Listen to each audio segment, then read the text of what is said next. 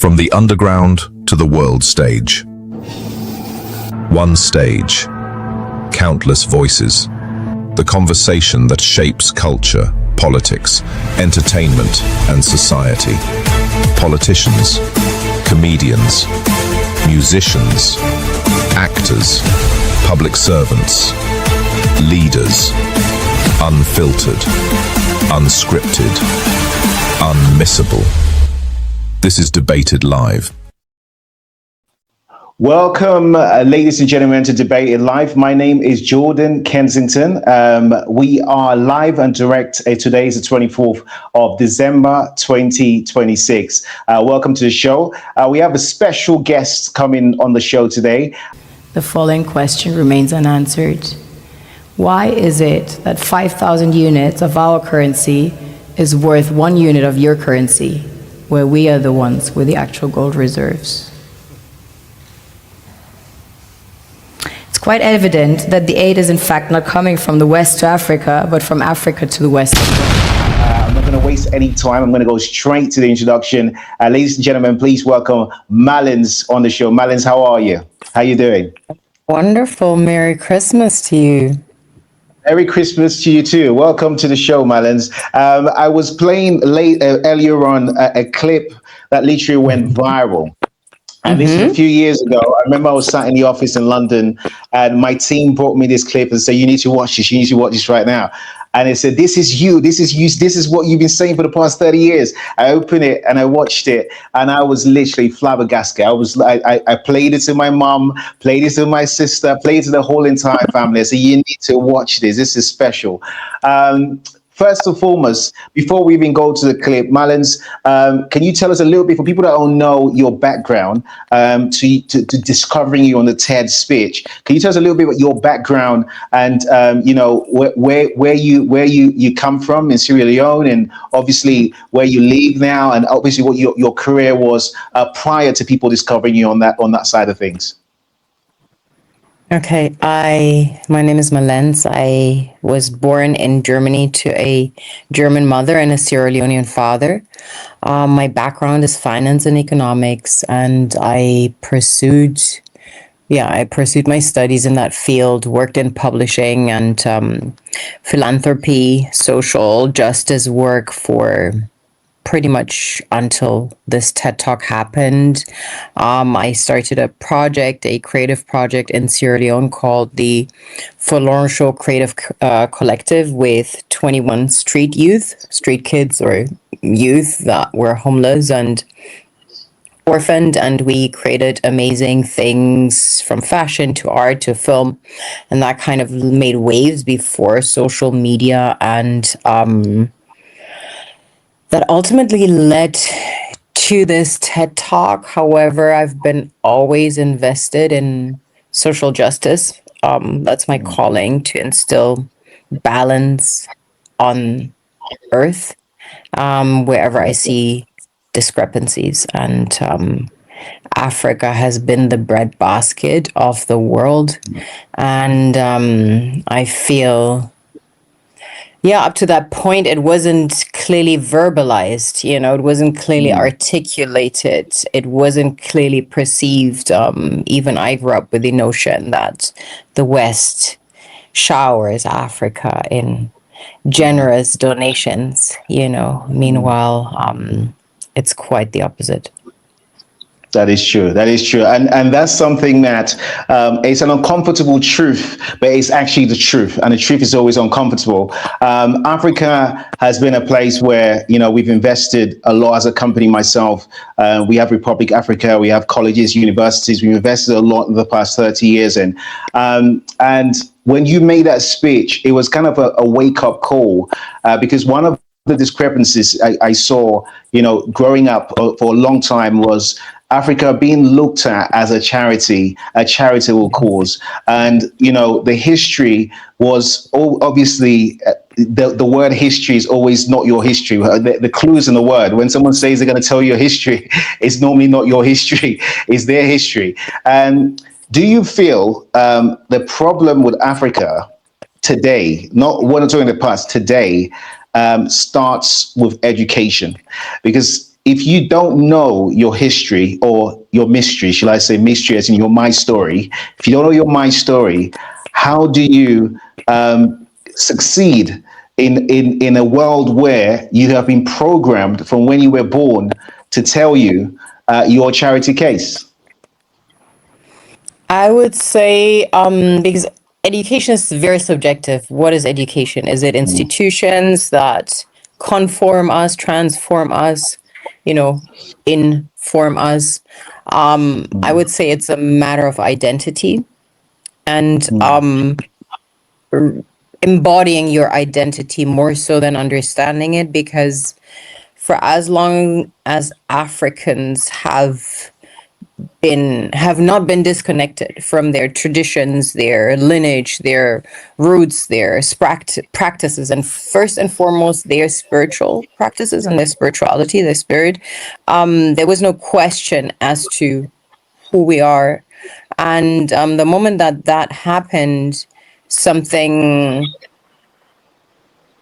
yeah, the intrinsic engine or heartbeat or connection to everything that's of the higher realms had been severed. And I would say today, if you want, we have more educated Africans than ever by the conventional definition of education. Yet the identity has been severed, undoubtedly, and so I wouldn't say it comes down to what we consider education. It comes down to what we consider practices, because from our practices and our traditions, and our rituals, we embody identity. So it's like the identity is in your DNA. But I guess what I was saying was, I'm not talking about traditional education. I was talking about more. We live in a world where you can't escape it. The programming in terms of the education or the educational system that's currently in place has been brought in by the West into Africa. So what you find is when you go to schools, they're not taught your languages. They're not taught the heroes that have passed through. They don't taught the people that have invented things. They don't taught the richest person in the continent was called Mansa Musa, and the richest person in the world was called Mansa Musa for Mali. They not thought the real name of Africa was Al-Kabula. They not thought about Kush, Kemet. They not thought about what the resources they have. That's something you talked about very intensely in your speech, because I mean you made an example of there are people mining at the back of their houses, but those same people that are mining in the back of the house are not even allowed to sell, and they probably don't even know the value of some of the stuff they have, because most of the countries that have diamonds and gold, they're not really obsessed with it as the West is. So they're not taught about the value. You see, it's very important to administer that their spiritual side was severed, which is very important. But moving on, because as we move on, we have to look at solutions. One of the things is, if you're moving on with the same system, say, for example, someone says to you, hey, do you know what? We have the youngest population growing in the continent, that literally in a few years' time, we are taking over. The thing is, what's the point of taking over with the same mentality that you've been indoctrinated with? Because you're going to be worse than the colonizer who indoctrinated you with that mentality. So is there, I look at a computer as, if you don't put the right program into a computer, it will have a virus. But now your computer, as you said, came with the right program in the first place. That was your DNA, that was your spiritual book. But if that's been severed, and it's been replaced for centuries with the wrong programs that have led to loads of viruses, is it a point where we need to, destroy the old program, and the ones in the know, or there's a new program that needs to be recreated, so that the young people are growing up with a completely different mentality?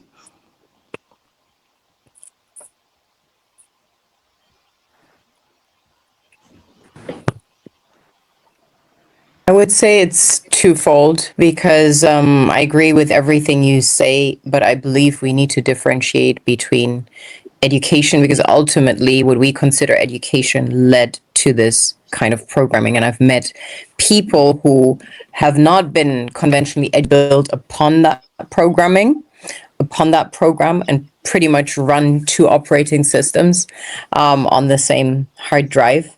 But I feel what really set Africans back is being severed from their spirituality, in my opinion. No, I love that. I love that. Now, why do you think today in 2025, seen as there's been a lot of growth? I was speaking to Vusi. I told you, say you're good friends with Vusi as well a few weeks ago, and he was talking about Africa has got a PR problem, right? And I want to know your take on that as well, because his take was, we just have to aggressively go out there and actually change the PR that Africa has got. What is your take on what Vusi said? I mean, his title was Africa has a PR problem. What's your take on that? Yeah, but the problem is not our PR. The problem is the negative propaganda the world's PR machine is propagating, right? So that's our problem, because melanin is the architect of culture globally. There is no such thing as culture in the absence of melanin. There's been renditions of culture in the absence of melanin. There have been iterations of culture by non-melanated people, but melanin is the architect of culture. And because it's the architect of culture, and culture is a frequency that's contagious, it spreads with or without PR, right? Look at America, who is the architect of culture, right? Ultimately, who is the architect of culture globally? You can go wherever you want and drop Bob Marley and Michael Jackson in a jungle, be that in the midst of Kerala or somewhere in the Sahara, and people will know who these people are, right? Not just because of PR, but because of the spiritual current that is projected through these cultural architects. That's why I believe it is of utmost urgency for Africans to get in touch with their spirituality. And how do you, sorry, did you want to say something? Yeah, because I feel these things do not come down to education. These people that are the utmost ambassador or carriers of that currency of culture, or that current of culture, they're not necessarily the most educated. They're not necessarily, but they're embodying the largest spiritual capacity. Vusi being one of these people, right? He's very educated, but he carries spirit. So I believe that is why he has that magnitude and that resonance. And so, yeah, for Africans to get in touch with their spirituality, that's like overriding the code. That's the elimination of the virus. The virus ultimately has been indoctrination through religion, because the rest is transient. When we see at when we look at African Americans, the most disconnected and disenfranchised from their actual history or her story, yet great architects of culture. No, definitely. So, what would you say is a key way? Say a young person is watching it right now. We have actually a young African coming soon on the show he calls himself Mr. President, and I love him. He's all over social media. He's 12 years old, Emmanuel. He goes all across the world at 12, really talking about Pan-Africanism, Africa. I mean, he's going to be coming later on the show. I hope you watch him. He's in Seychelles now. Extremely very, very inspiring. So young people watching now, when they hear how to reconnect to your spirituality, what would you say is the key way to reconnect with your spirituality? I would say everything in life, in this infinite current of life, returns to the origin, right? And I highly urge Africans, melanated people, to come back to the origin in their worship of self. I think it all starts with self, and identity starts with honoring and reverence of self, and that cannot happen for as long as Africans pray to constructs, European constructs or Arab constructs. These are beautiful systems in their own right, but they're renditions of our blueprints. When we go back to ancient Kemet, aka Egypt, we have blueprints that supersede everything, and that Europeans took renditions of, and created a programming that incapacitated Africans in their entire capacity. So because Africans operate from spirit, right? So that's a given. They operate from spirit. So we can't undermine that. You can be extremely educated, but once you switch that button off, there's only that far that you will go. However, when that button is switched on, education will be overridden. But Marley had no education, right? He probably did. I don't know. Yeah, I'm not sure if he went to high school. I'm not sure about Michael Jackson if he went to high school.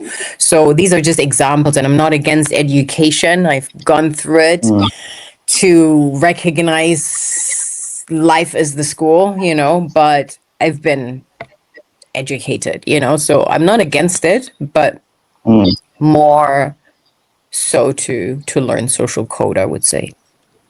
No, I definitely agree with you. I'm sort of, I'm not completely against, but I am half against, conventional education. I think I always have this saying, when I had, we had a debate issue, we had this live debate once, and, we had scholars from Oxford University talk about, education, the importance of education, et cetera, et cetera.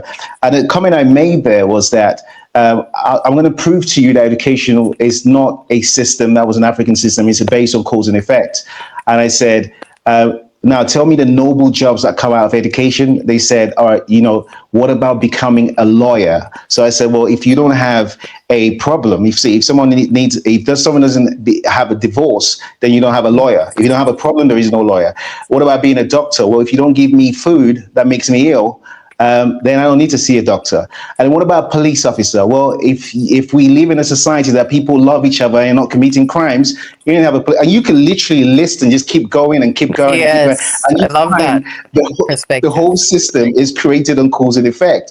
And I said, as you just said, we are spiritual beings having a physical existence. And at some point, we lose this physical body, and we have to now face to face with our soul.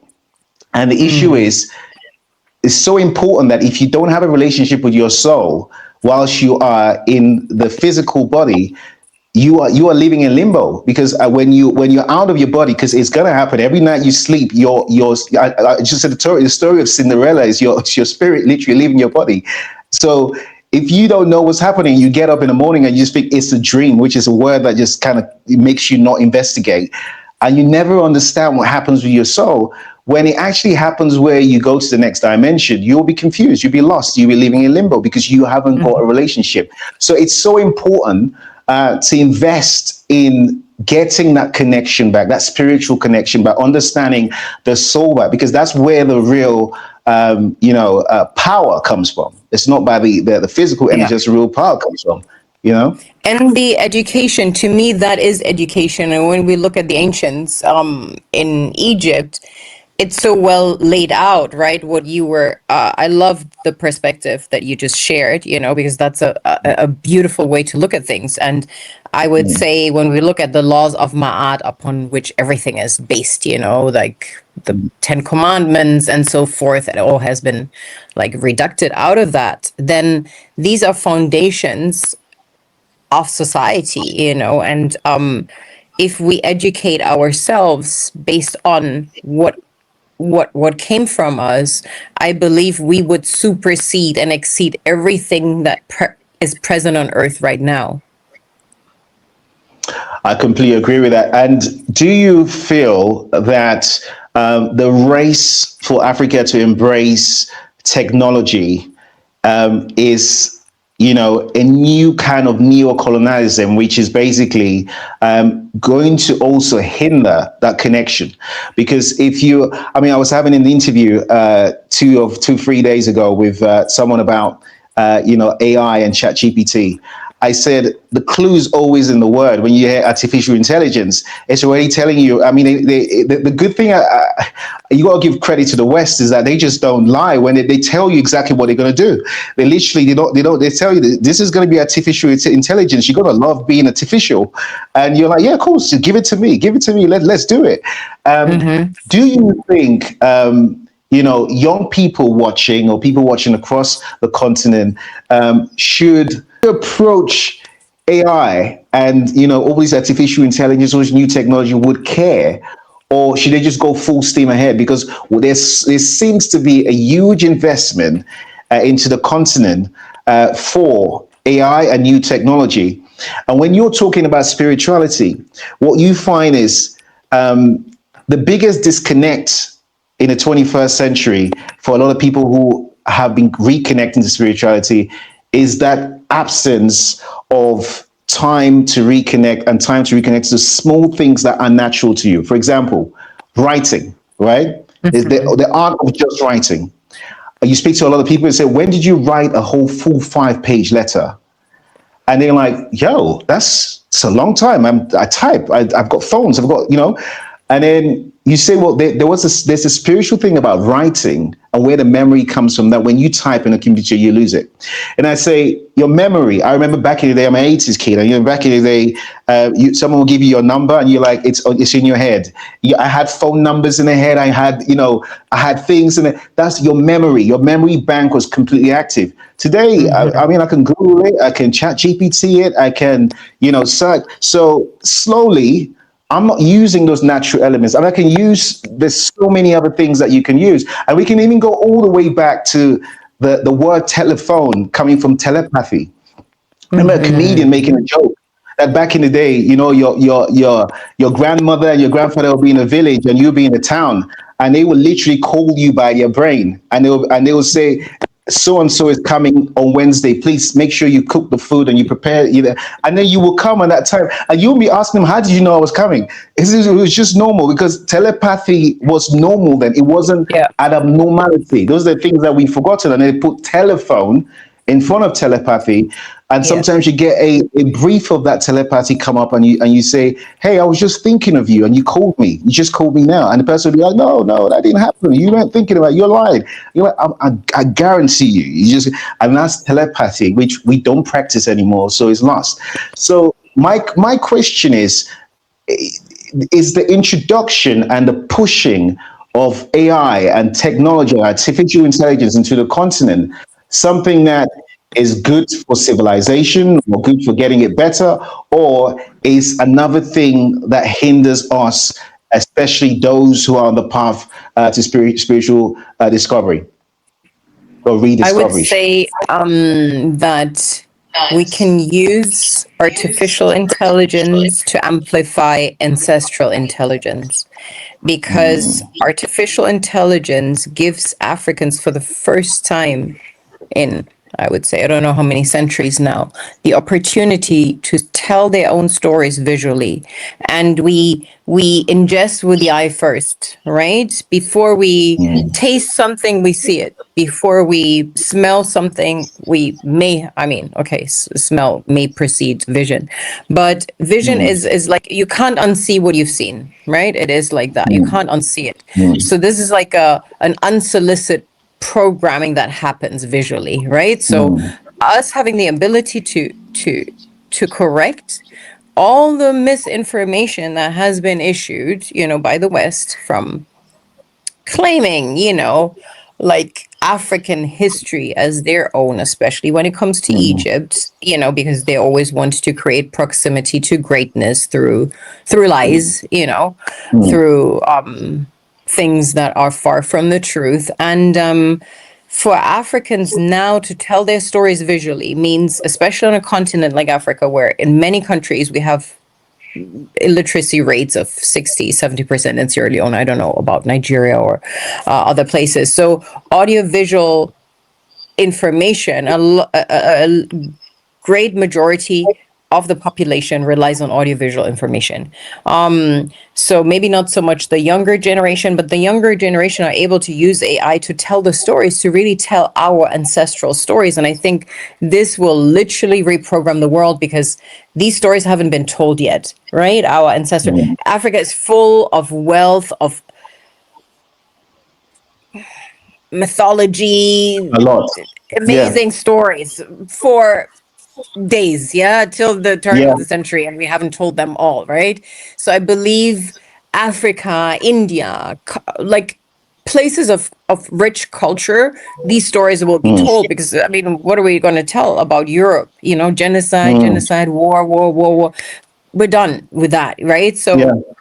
I think it's that time, and I see on social media these phenomenal visuals, and that's when okay, the spirit is alive. The Sounds good. phenomenal Yeah. visuals that they're like, now they can make it seen, what is on the mind. They can bring it to life and put it out there, and that will reprogram the world ultimately, because I feel it's a technological war. I wouldn't say I'm a fan. I'm a fan, and I'm also not a fan of AI, because it's no there's no thing that's powerful that's just good or just bad, right? So I would say I question the origin. I question what it is, where it comes from. I question all of that, but how it's being used by Africans, I think it's phenomenal. Telling stories is what you just said.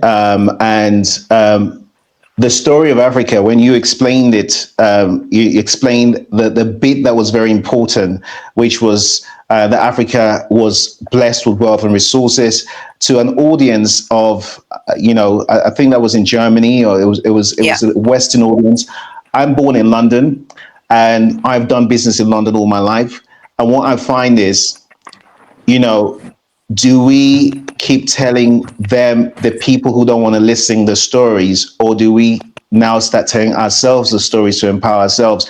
Or is it both? Because if you sit in a room with people who are, colonizing, earning from you, and gaining generational wealth from you, and you tell them, hey, you know what, you shouldn't be doing this because, we are rich. We are the ones that I mean, their heads, they'll be like, well, tell me something we don't know. Why do you think we're there? Why do you think we went there in the first place? Why do you think we said we discovered gold or discovered diamonds? The whole point of us being there is that we wanted to hide this story, and you telling us something we already know doesn't help us change. So is the solution telling them, or is it good to make sure they know, and then empower your people? What is the balance? Because I always say, if I'm on the street and I see someone who's very spiritual, someone who's on point arguing with a fool, I won't know who the fool is, because it will look like both people are the fools. And until you come close and the person explains to you, look, the reason I'm here is because this guy did this, or this person did this and that. And you're like, no way, they stole this from you? But I would never have known if I'm just driving a car and just passing, seeing both of them arguing together. I would say at the current level of programming we're at, or let's go back to the time of the TED Talk. That was 10 years ago, but I feel we're just coming out of this tail end of the psyop, the dream spell, right? Everything is coming to light, everything. So from that vantage point, it's very important that a white male voice delivers the status quo. Yeah, because everybody is programmed to listen to whiteness. Everybody is programmed to praise whiteness, the white God, the white Jesus, the white this, okay, Muslims don't really have an image, so to speak, but Africans, Christianity, whiteness is the authority, and the male is the authority, right? Globally, regardless of culture. So it is important for the white male voice to deliver, to be the messenger, Yeah. And then for everybody to fall in line. So even when you pay attention to the AI videos that correct some misconceptions and misinformation, they put a male white voice there, even though it's probably an African that generated is just so that Right. even Africans, oh, that's okay. Because the Africans are also brainwashed, they have assumed the role of, oh, I'm inferior. The white man is superior. White Jesus is what I pray to. And the reason, not even being known to them, but they believe that, right? The white is pure. White is the indoctrination has like literally the virus has taken over the system. So I feel it's very important to shift the paradigm and the mindset within European minds. I think it's very important, and it's happening. No, I agree with you, and I also sit on the fence on both sides. The part where I sit on the fence, and I'll tell you the part where I sit on the fence and say where I agree. The part where I sit on the fence on is that we do have to take out the virus of an inferiority complex of always thinking the West is superior, especially in Africa, and that indoctrination has to be taken off immediately. And I think sending a white person to be the leader of that message it just reiterates the whole thing where we still need this person to come and do something, and that need factor has to be taken out. It's kind of like sending a thief to go back to where they stole, to tell the people that, hey, you know what, it was yours in the first place, right?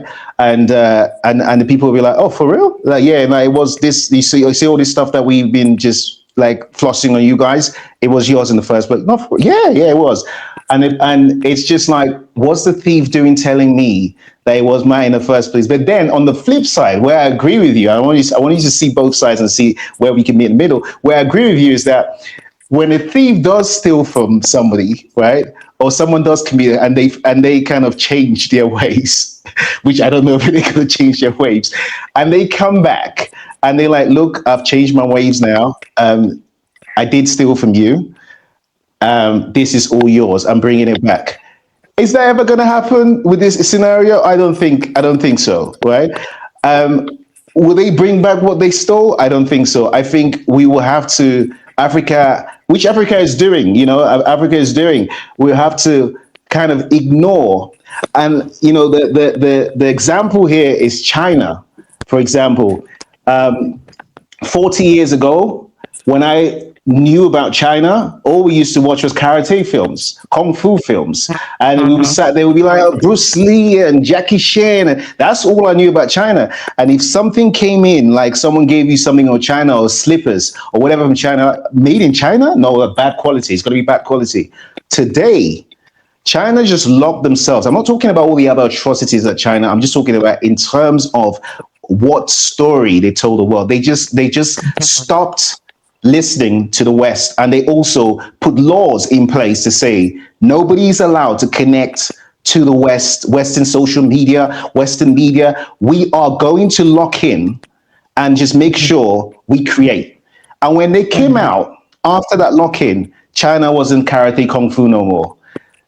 China, nobody sat here thinking, oh, did you watch that Chinese film? China is in control, So that's the two things I'm looking at. Is it a good thing for the colonizer to then bring back the message of change, or does Africa now, because we are in such a prime position, because the West are fighting each other, America is confused, Europe is confused, UK, we don't know where we're coming or going. It's the whole of Europe is just like, it's a mess. West is in a mess. Asia, China, on the other, they're enjoying places like South Africa, Nigeria, Cameroon. There's a lot of things happening. Yeah, it's not all good. I mean, there are still those leaders that are umbilical cord connected to the West, but there is a young generation that's creating change. Do they need to still get their umbilical cord still connected to the West, or should they just China things down? I agree with you. There is a young generation advocating for change, but that young generation has always existed, right? They have always been phenomenal leaders. They have always existed. We tend to forget that. Even sometimes I have conversations with Black people, people of African origin, and they tend to forget that we always had phenomenal leaders, right? Assassination is like as if there's a subscription, yeah, an unsolicited subscription to an assassination program. And that's still ongoing, and it becomes increasingly difficult because information now travels in real time. People peep it before it has been executed. But I feel that the leaders we currently have in place, except for a few, they're programmed too, and they suffer from an inferiority complex because you see it the moment they stand in a room with a white leader. The body, the body language changes. Yeah, I mean, Ibrahim Traore. I was about to mention it, right? Excluded, but pretty much everybody else, is like. They start crouching, like stand up, straight. So I feel it is a two-way system. I'm not saying these things are mutually exclusive, but in the West, there is also a conscious awakening happening because once you realize a few things, you can't unknow it. You can pretend, but you can't unknow it. And there is more and more European leaders. You listen to EU, you listen to the European like spokespeople in Parliament. People are speaking up, and they're literally sharing the same message. I'm not saying it's the majority yet, but it's happening, and I believe the changes are happening way too slow, but they need to happen on both sides. I mean, a lot of Africans are very bamboozled, very brainwashed, very much still, have a lot of healing to do that may take a few generations, The good news about that is that the young generation is that's why I always say the young people are the future in all ways than one, because what you don't know won't hurt you, right? And what you don't know gives a chance for us, the older generation, to install a new program in them to change. You mentioned Ibrahim Traore there. I mean, we put Ibrahim, if you look at the back, that's Republic Africa. We put Ibrahim Traore on the front cover. We did an exclusive interview with him, went and covered the whole, his regime there, Burkina Faso. And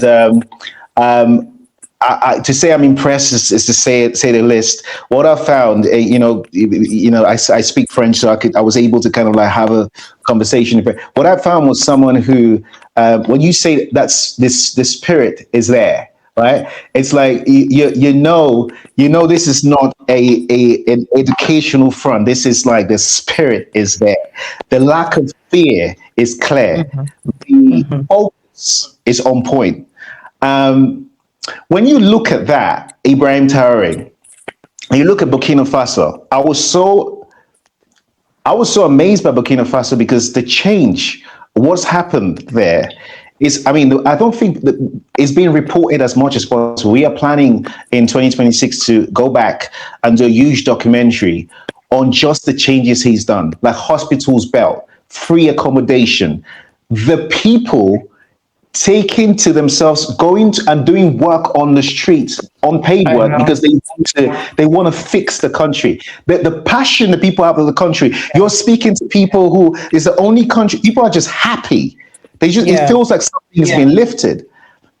And you saw, and we all witnessed in real time, a few months ago, I think it was this year or last year, where as soon as Ibrahim was doing all these massive changes, all this amazing stuff, the Americans sent someone that looked like us, a colonel that looked like us, to then start the PR machine, because the PR machine Yep. is always it's like, oh, these people, we're not really sure what they're doing with the money. It's always the thief accusing the person who's not stealing, and it all started. And the premise of that was what you just said. We've always had great leaders, and you know what's happened to the leaders. And I guess the fear that you see with leaders when they are sat amongst these people is two parts. I don't want to say if you're sat next to a devil, you'll be scared. But what I'm saying is they know the history of what these people have done. You shouldn't fear the power of someone who hasn't got power. However, some of these people have been put in power. 90% of African leaders, unfortunately, have been put in power by the West. And they have been indoctrinated. They're basically pure coconuts. They've been indoctrinated to a system whereby they answer to their fathers in the West, shall I say. So do you think Africa needs more Ibrahim Traorés? Or Hell yeah. Heaven, yeah. Of course. because more Ibrahim Traorés means you saw It his means path game to taking over. over. Yeah. Right. More Ibrahim Traoré And that means comes game over. and that comes from the young people. Well, let's see, because I mean now they're starting what you call it, the PR machine in Nigeria. Now suddenly it's the Yes. Christians in Nigeria that need to be put in check. So I believe the general or conventional modus operandi, that avenue didn't work because they tried that on Ibrahim They Traoré. did. And that's where we Yeah. know spirit is superseding, right? His spirit, the True. spirit of those who couldn't be compromised. That's all a matter of spirit, has nothing to do with education. And I don't know how educated he is. Maybe educated No. enough, but right? So it's Spiritually educated. okay, so this he is literally standing or upheld by the spirit of Sankara. You feel that, he's walking in that, the land of the upright. He's walking upright when he walks into whatever, the Kremlin or whatever in Russia, upright. The man is not, he knows who he is. And that, I feel, is spiritual Yes. constituency, whether it's Putin in front of him or whatever the other invitations, he's not even bothered. He's not even entertaining nonsense, So that is something I admire and I'd love to see. And I mean, people like that are rare, but they exist. And he also sets the standard, Now other leaders feel like, because that man is a social media phenomena on here, or people make songs about him and this and that. So all these other lame leaders, we have in the other countries, at least their ego gets triggered, at the very least, a little bit, because they're also driven 100%. by fame, and they're not driven by the uncompromised spirit, but their ego gets triggered, and often that at least tilts the scales a little bit into the right direction. So let's see. I believe it becomes increasingly difficult because the West is counting their years, their decades. It's their last decades. The system is crumbling. Definitely. Yeah. No, 100% I agree. I completely agree. One thing he was talking about was the diaspora support. I liken this to an example of, I'm sure, I don't know whether you guys have that in Germany, but in the UK, in London, for example, we have Chinatown. In New York, there's a Chinatown.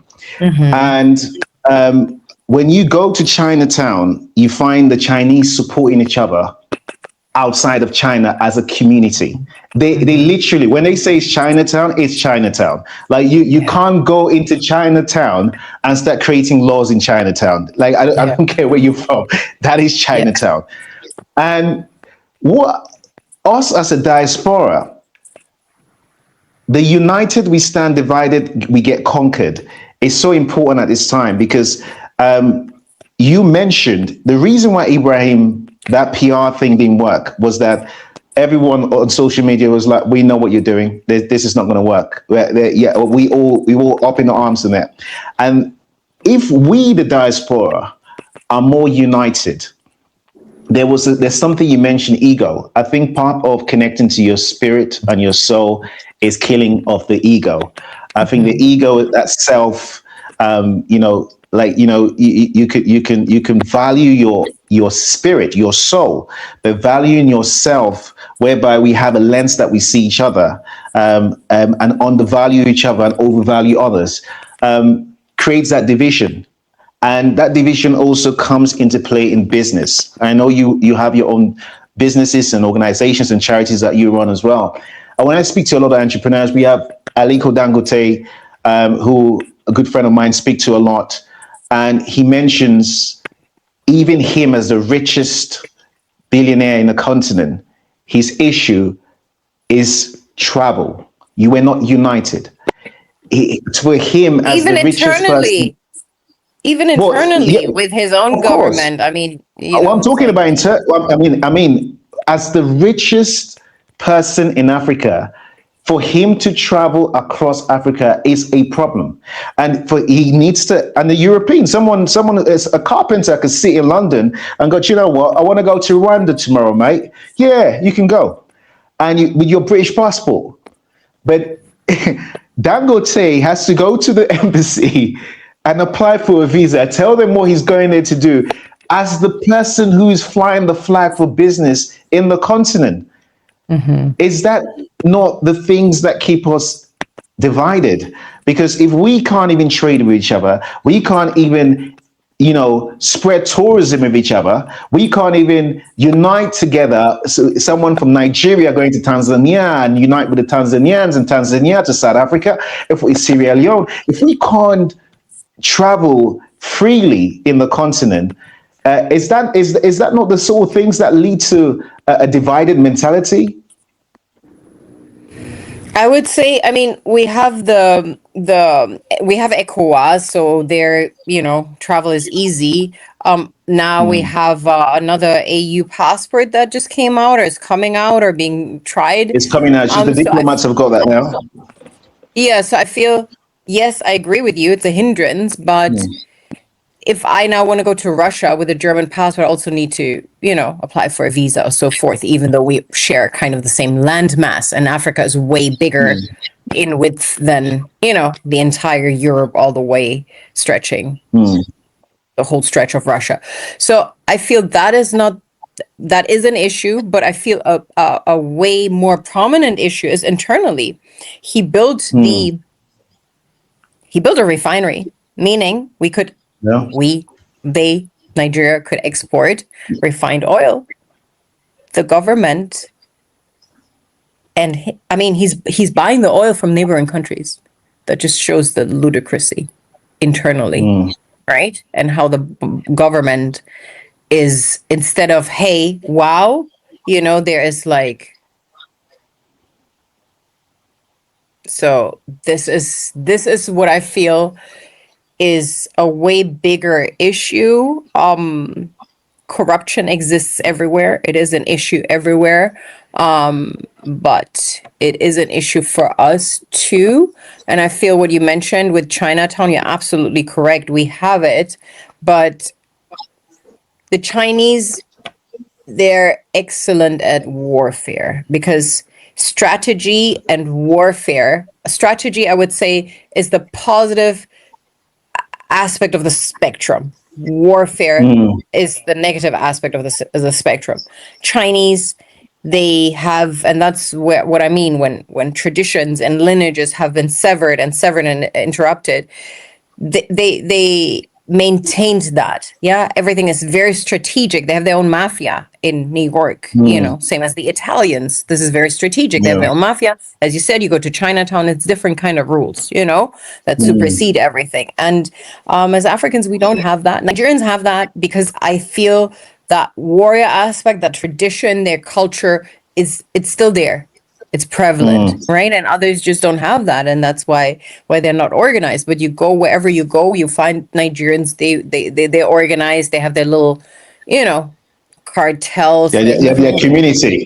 yeah, their little mafia, their little whatever it is. They have that, Right. No, definitely. That's because business is, we talked about the spiritual side of things, but economically as well. We have to eat. People have to eat.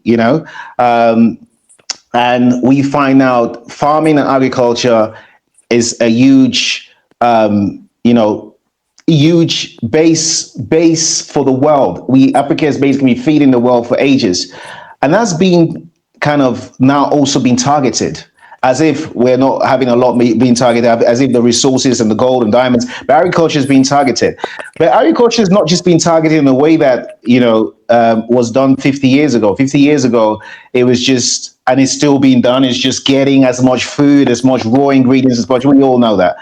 But the target now is different. When you speak to farmers, they're talking about the seeds themselves are now being programmed in the West. You've got like Bill Gates investing in all these companies that are programming, let's say allegedly, so no one gets sued here. They're programming seeds, allegedly No, but that's programming known. seeds.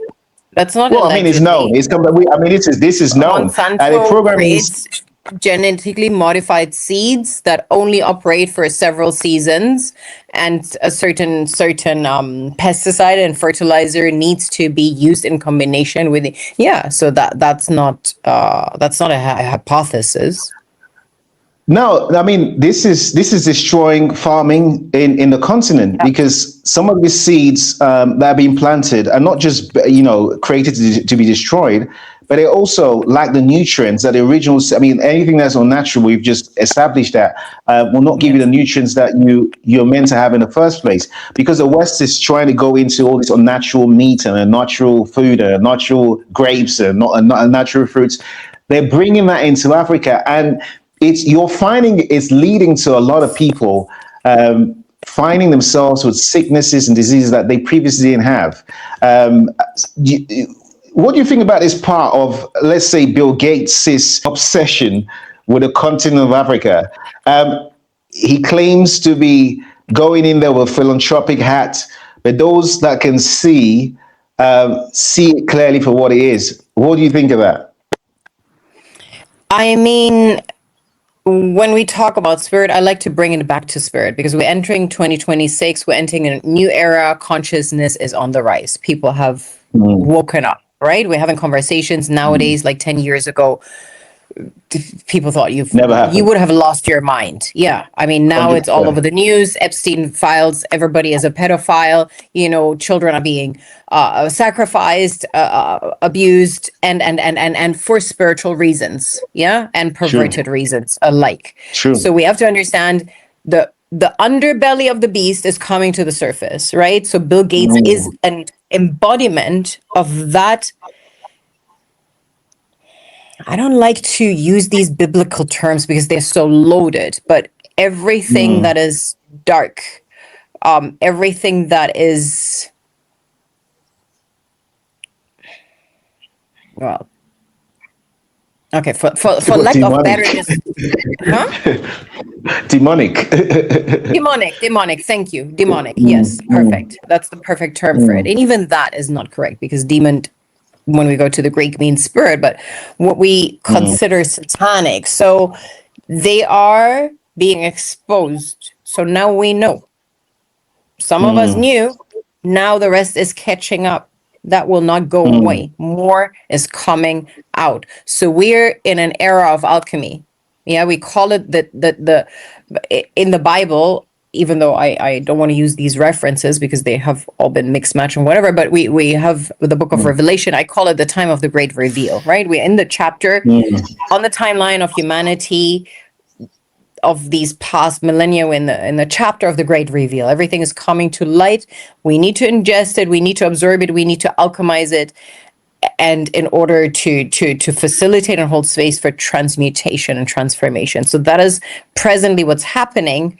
And it requires a great deal of our energy, because when this falls, something else can rise. Yeah, I believe part of gardening is weeding. It's very important. Sometimes you plant seeds and then you forget about them, and in the meantime, you're just busy weeding, taking out the weeds.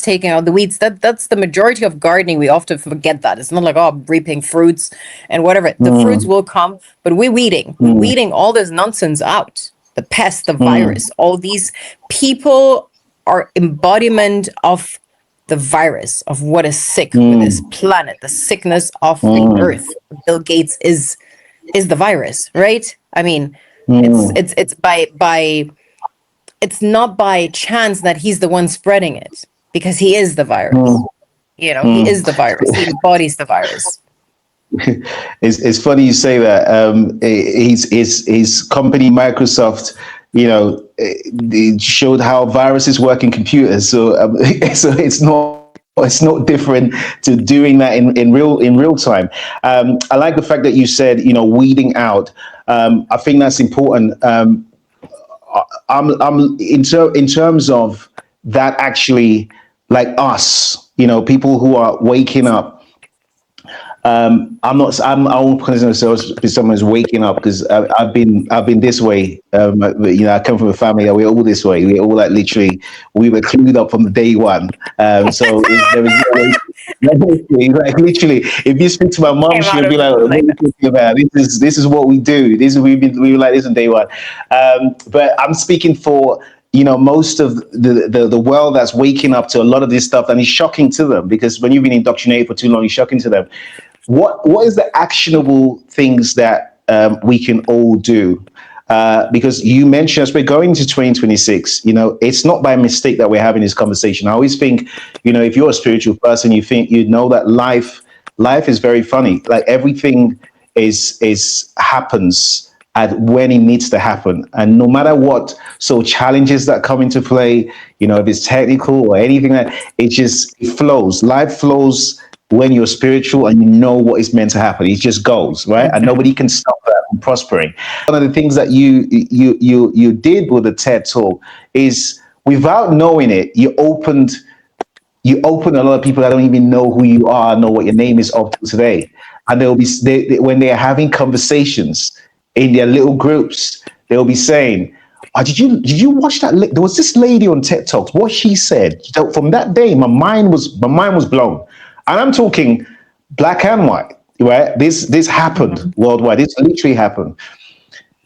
When you're going to 2026, what are the actionable things that people can do to ensure that, first of all, the continent becomes what you should have been, a better place full of love, a place full of enrichment, wealth, and peace and happiness. And also, the world becomes much more of a better place, because part of living in a spiritual frequency is understanding that there should really be no fear. Fear is false evidence appearing real. There shouldn't be that exists in the frequency. Once fear exists in the frequency is broken. And what we're talking about is years of fear and years of our nervous systems being broken into submission. Once that disappears, you're in a frequency of love, and there's nothing someone can come to you and say. I mean, I had it during the COVID era. I literally, in my head, I told my wife and the whole family that let's just, this is how we're going to operate. COVID doesn't exist. I said it doesn't exist. And, you know, by the most highest frequency, I ended up in Mauritius for 2 years, because I was going there for a week. And when I landed in the country, they said to us the whole world had gone on lockdown. And that's why I stayed there for 2 years. But Mauritius became... With your family. Place with the family. My wife was pregnant at the point, so my son got born in Mauritius. But Mauritius became the only place in the world that was literally didn't have COVID. They had to pretend that they had COVID in the end, because it was the last place and everyone was putting pressure on them. You need to say you have COVID. It's 1 million people. No, everybody was just doing, people on the beach drinking cocktails. Like, there was Same nothing. here. Same in For 2 years. Yeah. 2 years. So, but in my mind, as soon as I heard the thing COVID, I just decided to leave in my mind and say, this does not exist. And up till now, I still, in my mind, but and respect to anyone that had it. I'm not talking about your experience. I'm talking my experience. I feel there's a frequency in not agreeing spiritually to something that's been sold to you, because that spiritual contract does matter too. And those are the things that I think moving into 2026 people need to learn. They don't understand the generational contracts their parents and forefathers have signed, which is spiritually chasing them today. I don't understand the spiritual contracts that exist today when someone tells you something and you just accept it and you move into it, and then it comes to you because what you believe you become. So as we move into 2026, what are the actual tools that we can use to actually ensure that we are strong? I believe we live in a matrix, in a psyop, right? So it starts here. Everybody can change this. And everybody can tell stories and project the stories onto the grand screen that are of what we wish to see. And people are already doing that. I see amazing stories being told, through AI, through, the tools that are now available to us. What is also equally important is to alchemize darkness, and we're doing that because we're all conduits of this collective energy, right? We're all doing this by holding space, by witnessing the information, as ugly and as dark as it is, but by doing so, we are being witnessed. And as we're witnessing these people that are presently on the top of the pyramid, be it a Bill Gates, be it a Trump, be it literally everybody, is being implicated presently. We've all waited for this moment to be witnessed because we've known forever. I mean, you said, okay, you've been like that. So you've known, what's been going on in politics and the kind of darkness. And we have it everywhere. It's not exclusive to the US or the West. We have that in 100%. Africa too.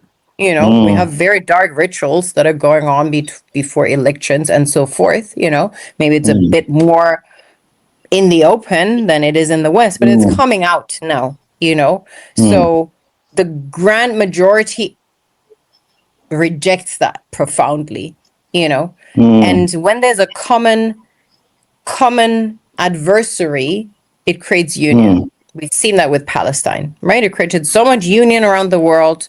Suddenly everybody was taking the streets together. We've never seen people become so fond of Islam, despite the propaganda, Islamophobia, and this and that. Suddenly everybody was like, this is horrific. We're against this for this, right? So now that we have the next abomination coming to light, people have a common cause. There's nothing as strong that creates unity. When the world of freelancing makes no sense, don't be a freelancer. Be a dough-lancer.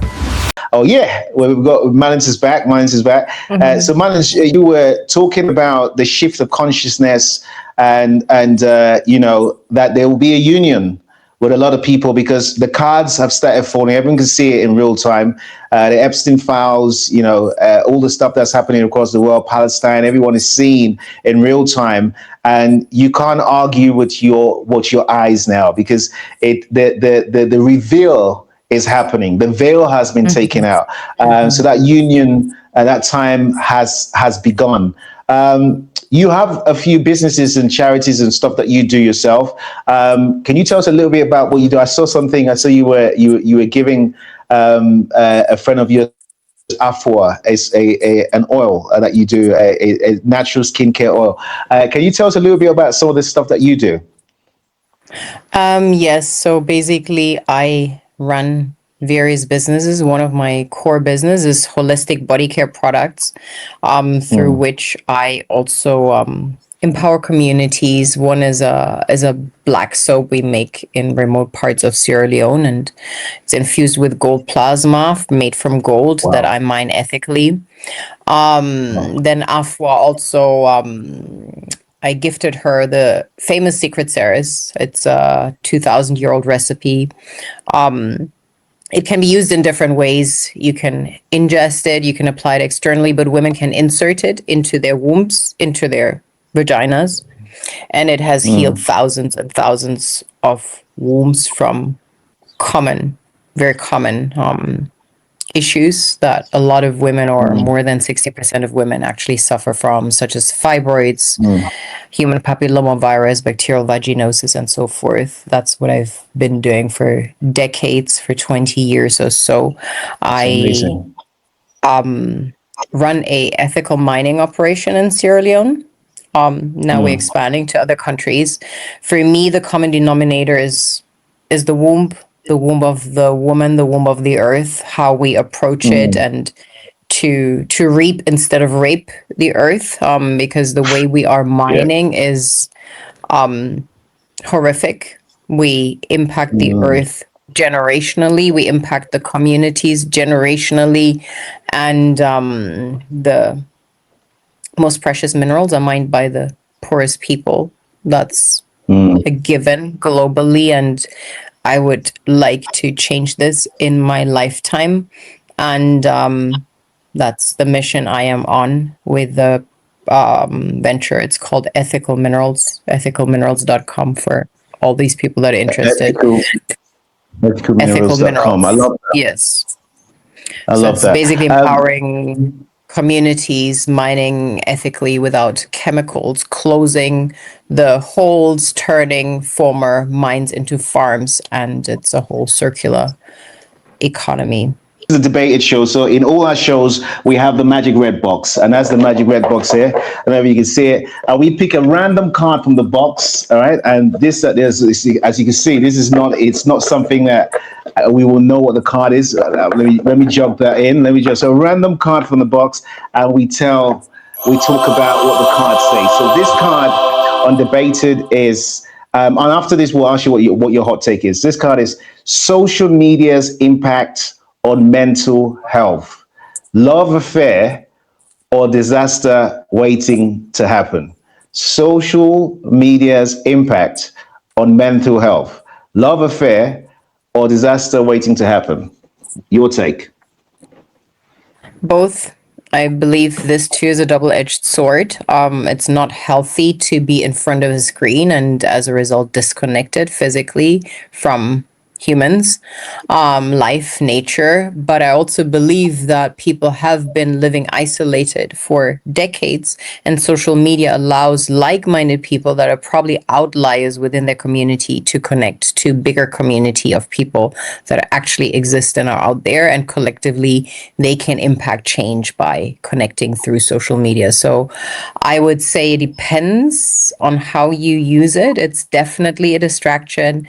It takes far too much time from us because it constantly stimulates us and it informs us. There's so much happening in the world, but it also creates a grid, almost like a grid of neurons that fire and inform each other in real time. There's no such thing as, Charlie Kirk gets whatever murdered, shot, imploded, whatever happened to this man, and people on the other end of the world not reacting and already analyzing and plotting and what has happened. And 24 hours later, we have a collective answer to a certain event. Or Ibrahim Traore, while these people are still on the way trying to compromise people in his camp, somebody already spilled the tea on the way. It's like social media allows for that. Or Candace Owens, suddenly she's threatened, people are already whoa.